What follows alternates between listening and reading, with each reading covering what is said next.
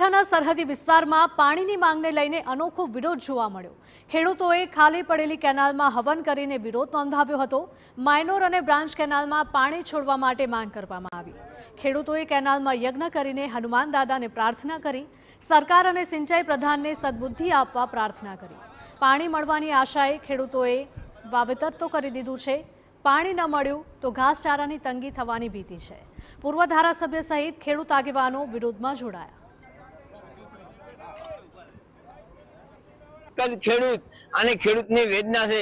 સરકાર વહેલી જાગે અને ખેડૂતોને પાણી આલે અને ખેડૂતોનું હિત વિચારે, કારણ કે ખેડૂતો આમે આ સાલ શિયાળુમાં પણ 50% નુકસાન થયું છે।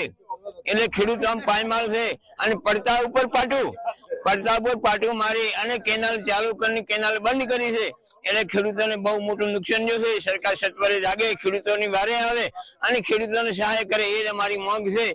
35 થી 40 રૂપિયા જેટલો પૂરો મળતો નથી અને ખેડૂતોની ભયંકર તકલીફ છે। અને રવિ શિયાળુ સિઝનની અંદર જે જીરું છે ઉતારવામાં આવ્યું હતું, એટલે એમણે ખેડૂતોએ માત્રમાં 2-4 કિલા બાજરી જુવાર કરી છે ઉગતી, એટલે પશુપાલકો બચી શકે, ખેડૂતો પણ બચી શકે।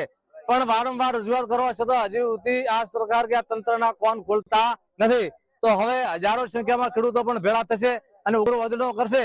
એના કરતા સરકાર શ્રીની નમ્ર વિનંતી છે કે યોજના ધોરણે તમે પાણી ચાલુ કરો। સિંચાઈના પાણીના મુદ્દે કોંગ્રેસના પૂર્વ ધારાસભ્ય ગુલાબસિંહ રાજપૂતે સરકારને ઘેરી છે।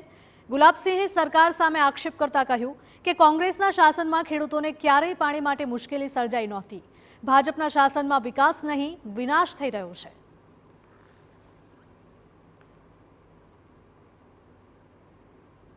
જાહેરાત કરવામાં આવી કે પાણી આપવામાં આવશે, ત્યારે ખેડૂતોએ પિયત કર્યું છે અને હવે અડધી સિઝને અત્યારે છેલ્લા 10 દિવસથી પાણી બંધ કરવામાં આવ્યું છે।